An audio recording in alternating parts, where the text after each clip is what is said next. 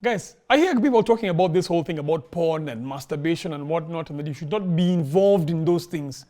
Hey, what business of that is yours? If someone is doing it behind closed doors, they have made up their own mind, they are adults, let them prosper. That's the conversation that we're having today on Always On, conversations on church and culture, coming at you in just a bit.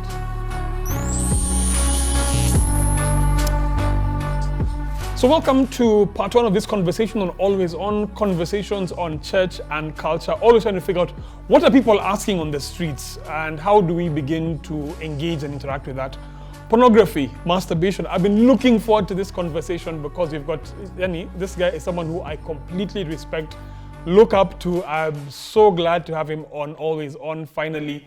Mr. Ernest Wamboye. Hey David. Karibu sana. Asante. Karibu sana. Thank you. You're such an expert on this conversation, because you're the founder of the Relationship Clinic. The Relationship Center. The Relationship Center.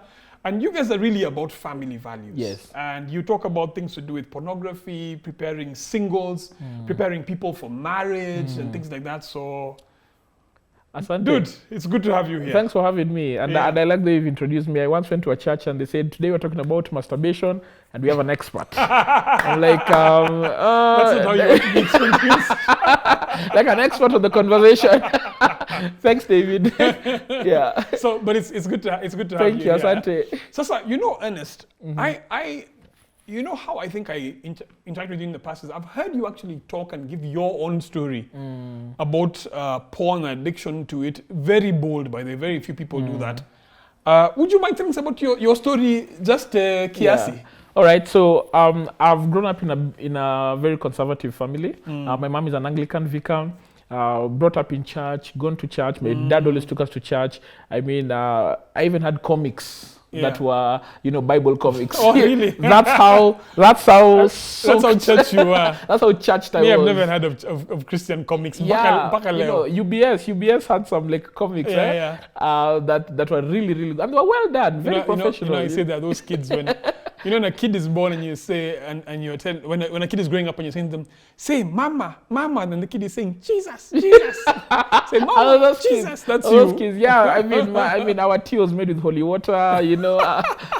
So I was really brought. I knew the Lord. Grew up. I had no deficiency. Okay. My family stable, both parents together. Family that's very stable. Got even a very rich, I would say, a rich spiritual heritage. My great grandfather, after whom I'm named, was even born again. He got born again during the time of the missionaries. Your great grandfather. My great grandfather. So you got a Christian heritage. Yeah. So I'm a fourth generation Christian. So I'm so curious to hear how you ended up in this. I know, right? How you became an expert. So.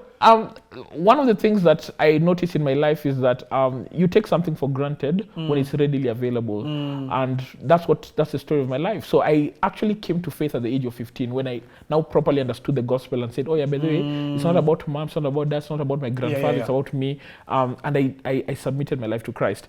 However, I was exposed to a lot of deviance in high school. I remember guys having porn magazines here and there, and I remember catching a glimpse here or so. But the conservative background that I had grown up with was always like, no, that's not for you. Yeah. And I always considered myself strong and able to ward off such kinds of tests until I got to campus. And campus came with freedoms, and at times you think you're doing well, but it really is that you've not gotten the opportunities to express certain vices. And that's what happened with me. So with campus came just the freedom to really watch anything that I want without having to worry that. Where were you in campus? I was at USIU. Okay.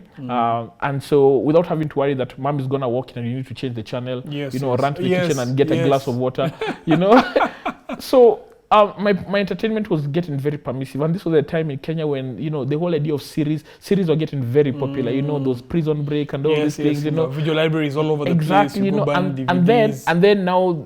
It was readily available. People, they're very cheap. Yeah. You get a movie at 50 bob. You're like, wow. So I remember consuming very explicit entertainment. Okay. And feeling very convicted. This is not right. But did you go get it for yourself? Yeah, for myself. Okay. For myself. And I would say, in fact, the first time the trigger towards it is when I came straight from high school, and I had my friends talking about a certain movie. They said, "Hey, go watch this movie, eh? Starring." So I went to watch this movie. I remember the name. I don't think I should say it, but I remember I watched it, and it was a very explicit movie. Okay. Very explicit, and I remember I struggled to finish. It was like, "Whoa, what's this?" But then I kept thinking, "But how does that movie end?" And I remember I kind of pushed myself to watch it. Yeah. And by the time I was done watching it, I was filled with so much shame, guilt, because of all that sensuality. But the more I consumed that kind of entertainment, the more I would say I took it in with reckless abandon. What I did not know is that this was actually drawing me into an addiction to pornography and masturbation. Because what happened is that the old entertainment began to was not as exciting as it was, and that's what explicit entertainment does. That's what even porn does, that the old is no longer exciting. You want a fresh and new, and so because of that, I found myself now getting onto pornography, and then pornography led to masturbation, and then I was addicted. I was in denial for a while. I didn't want to talk about it, and one of the reasons is because when you say a while, what's a while? How long were you in it? So between my entry and my recovery, I would say 2 years, 2 to 3 years. Okay. All right. Okay. And during that period, it was very hard to break free because I was heavily involved in my church. Heavily involved. So I'm deep in ministry work. Okay. And I'm thinking, I'm feeling like a hypocrite. So it was really, really difficult. But the moment of reckoning is when I just had to, just bite the bullet and just say, I need to talk to someone about it. And I confessed it to 2 of my friends. Now, it's like your boys, your peers. Yeah, my boys. I'm like, you guys, I need help. Now I just tell my guys, please help me. I'm struggling with. I'm seeing where this is going. Prayer. Yeah. Mom is not nisumbu. But then I was like, no, guys, I'm struggling with porn. And now these guys are like, hey, Maze, me too. That's what I thought. That's where I thought you were going. Yeah, like you too. So the guys they confessed to also struggling. Yeah. In fact, one of them told me I've been at it for 10 years. Oh, wow. I was like, oof, man. So I realized the problem was bigger than I thought. So what we did is that we kept each other accountable. We'd meet in church every Tuesday and we just talk. What are the odds that you would open up to these guys and they are the same guys who was? I think these guys, one, of course, there was that intimidation of look at them, they look so spiritual and everything. But these particular guys that I opened up to, I had seen them, I'd interacted with them enough to know that they were very real people. There were people who were concerned and cared about me, and I knew even if they weren't struggling, they would offer me real help. Okay. There was a safety. Fair enough. There's a safety I felt amongst them just by virtue of us being friends. And they were my peers.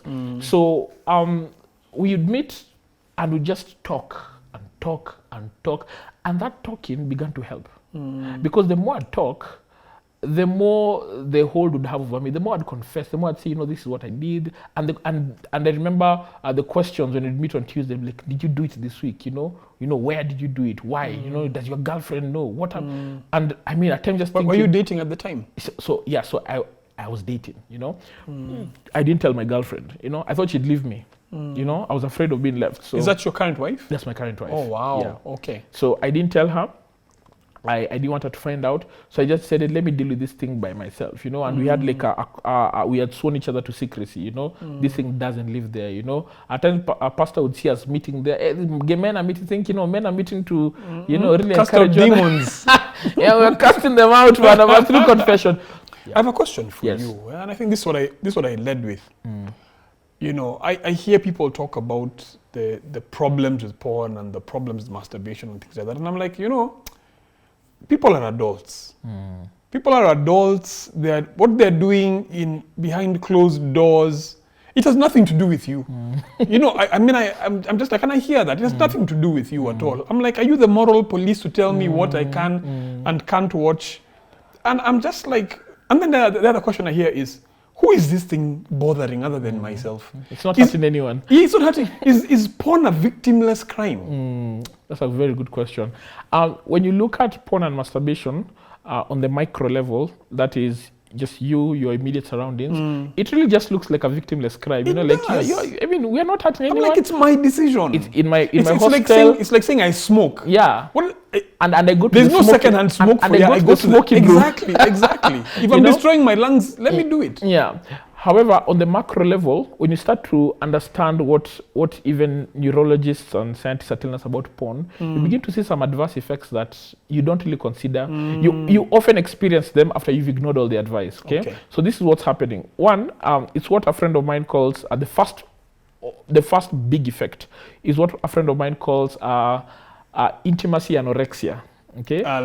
Now, intimacy anorexia. Yeah. So anorexia is that condition where you don't desire food. Yeah. And it eventually affects you. You lose weight. You even become sick. You're deficient of certain. So now you don't desire intimacy. So pornography and masturbation does that to intimacy. The necessary connections with other human beings is drained, and very fast and to a very high degree. Porn objectifies people. Porn objectifies the person you're meant to have a sexual connection with. And so it takes out the emotion out of sex, it takes out the intimacy connection out of sex, and it leaves sex as a mere handshake, as a mere empty craft.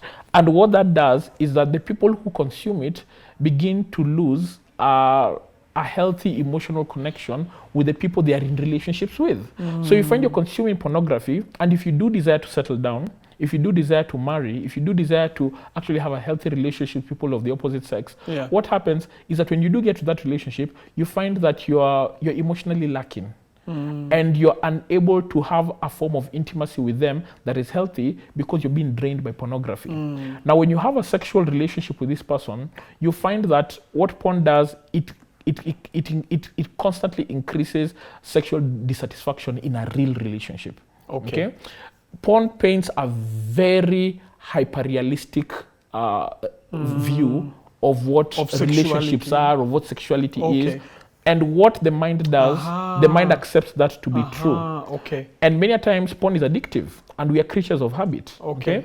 You keep hearing, you're an idiot, you're an idiot, you're an idiot, you're an idiot. Yes. Before long, you believe you're an idiot, despite all the truth of you being told by people you're not an idiot. You keep consuming hyperrealism concerning sex, concerning relationships. You believe that is what's expected of you in relationships. You bring that to the marriage bed. You bring that to your sexual bed. And as a result is one, you frustrate your partner. You set yourself up for disappointment.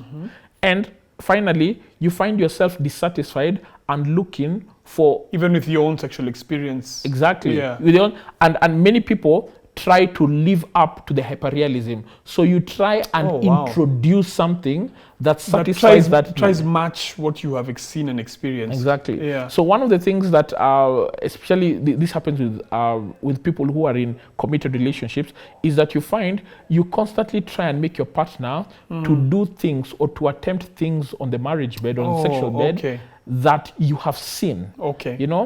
And many times your partner does not know where that is coming from, and that puts undue pressure on them. All right? So it's a deep. So you're introducing pressure into your marriage, and the person doesn't even know where this pressure came from. And so now in your mind, you're thinking, I'm spicing up my marriage. Yes. But you're doing it at the expense of the intimacy between the two of you. It really, really drains you. Okay? So should I go to the next one? I have a question for you. So it's interesting because I hear about couples who watch porn together. And my question is there any issue? Because what you're saying is that it brings intimacy problems between the two of us. But if we decide to watch porn together to see how we can spice up our marriage, our relationship, surely, what's the issue if they watch porn together? To spice up? Okay, so in math, two negatives make a positive. Okay. Not as far as I'm like, this is where my arithmetic is going to come into.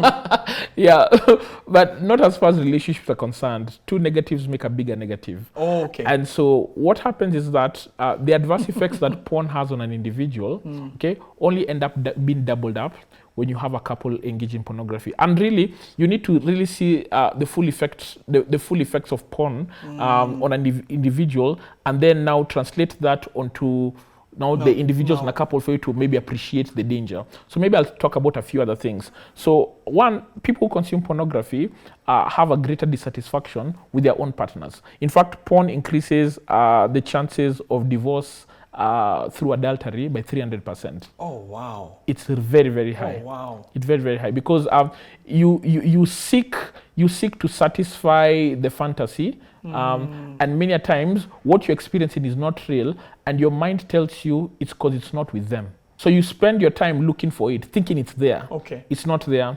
And the process is often at the cost of a marriage, right? In fact, there's a study that was showing that 40% of porn addicts, or certain addicts whose lives are being studied, and 40% of them attributed their divorces to consumption of pornography. Oh, wow. All right? So it really is bad for the long-term health of your marriage, okay? Thirdly, porn is addictive. Okay, and there's a pattern of addiction that occurs whenever you consume pornography, especially for men. Okay, now maybe I could just talk a bit about how that addiction works. So hang on. So you're saying this thing is actually addictive? Yeah. And you're talking about it being addictive, like mentally, physically, the same way a drug would be addictive to you. Yes. So I mean, when you consume anything, there are three parts of you, okay? And being a minister of the gospel, people may not like the third, but it's true. You have a body, you have a soul, you have a spirit. Okay. Okay? People know you have a body. Yes. Everyone know, we study the body. Yes, People know there's a soul, you know. People have contentions about the spirit, okay?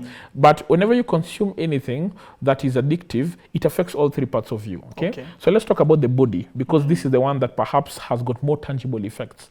The moment you consume anything that is sexually titillating, your mind produces your brain produces a chemical called dopamine. Dopamine is a feel-good chemical. Yes. You know, Yeah, you drink that chemical. good juice, you feel good, you have a great experience, you like it. And dopamine sends a message to your brain. It tells your neurons, this is so good, let's do it again. Let's do this again. And dopamine desires a repeat of the activity. Now, when you consume pornography, dopamine is produced, but it's not the only thing produced. There's a chemical called norepinephrine. Norepinephrine. Yeah. Okay. So norepinephrine is a chemical in your brain that burns emotional experiences to your mind. It tells you, wow, it makes you relive, those pleasurable experiences in an emotional way.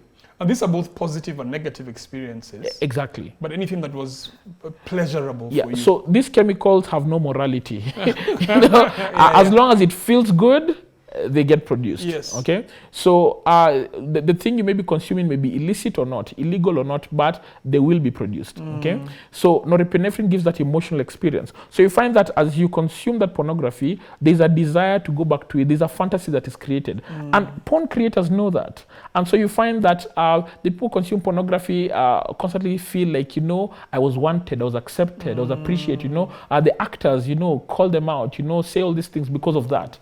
But then the real danger comes when there's a chemical called the addiction protein. Neurologists call it the addiction protein. It's a chemical called delta force B.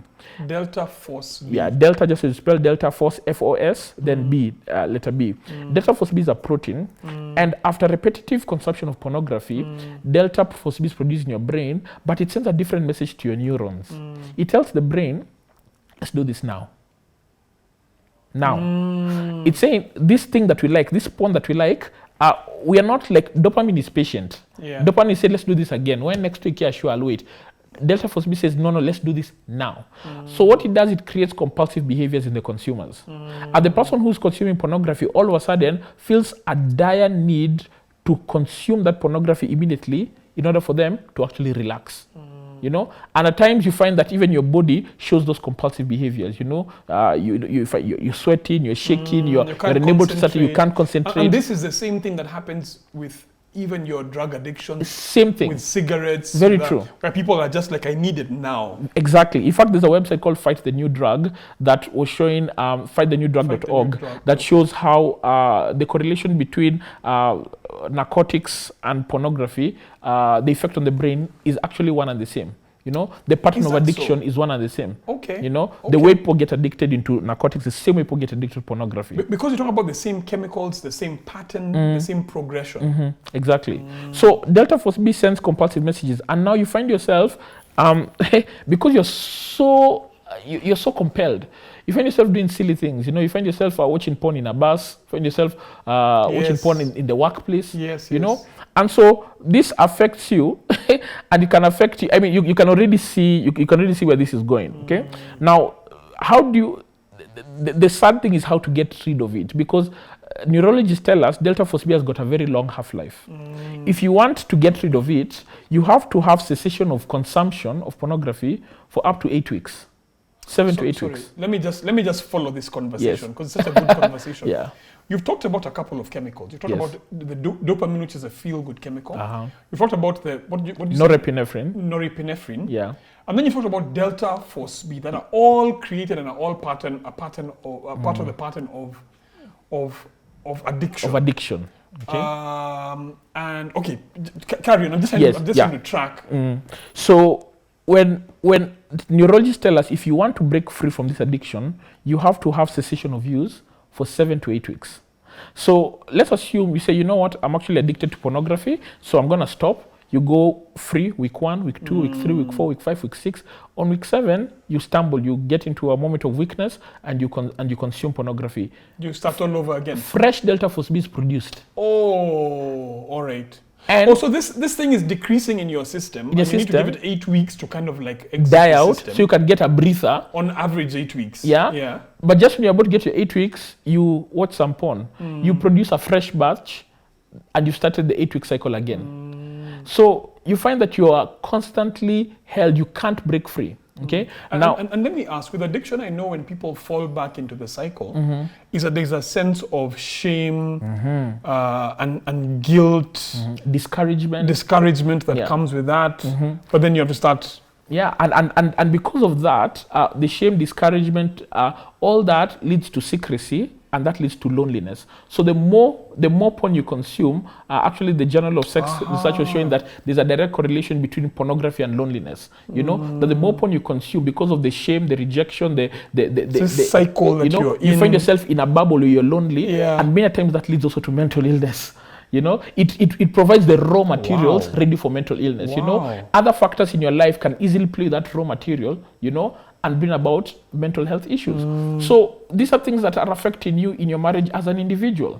Okay, and many times the spouse who first gets addicted will not necessarily tell their partner, you know, and you may think that this porn is helping us. It's actually killing you as an individual. You're both watching it. It's both destroying you. And the reason why many times it takes so long for a couple to admit it is because Korea, many people don't admit they're addicted at the onset of consuming something.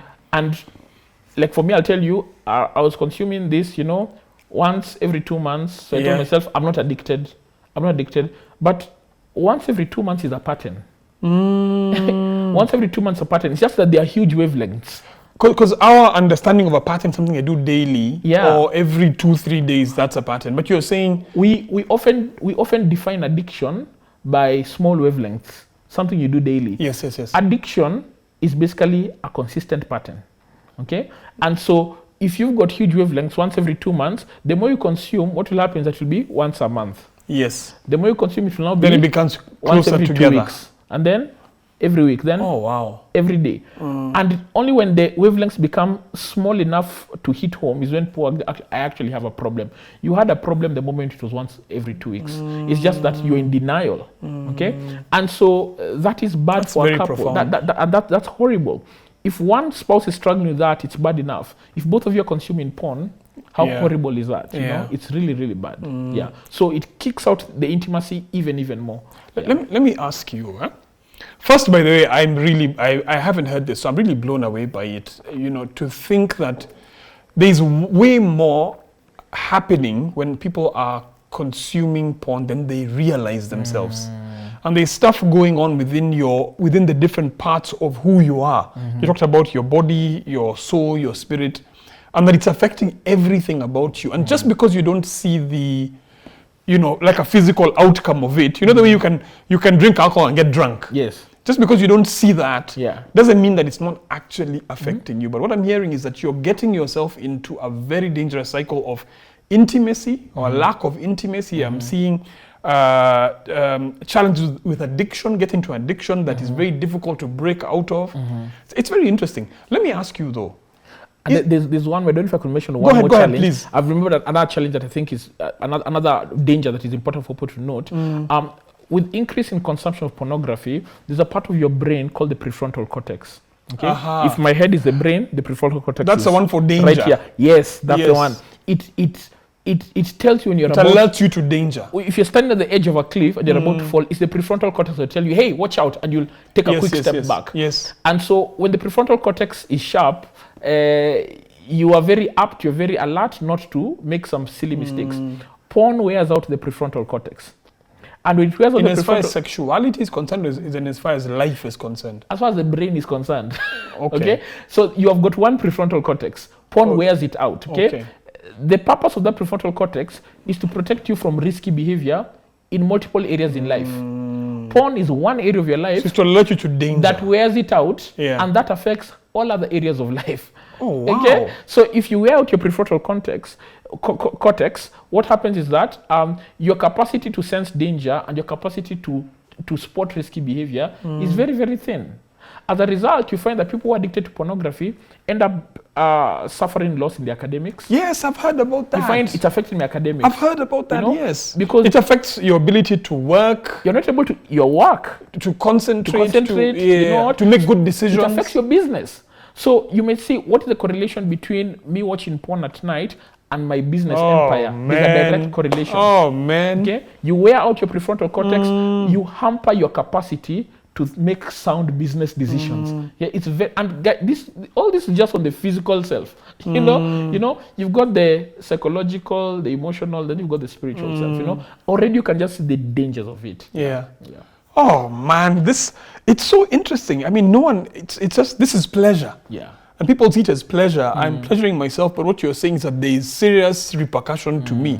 Let me ask you, is porn a male problem? In your experience, is it something that affects women? Are men more predisposed to that? And you're going to answer that in just a bit, because if you know someone needs to watch this, please share it with them. We'll be right back with Ernest Wamboye.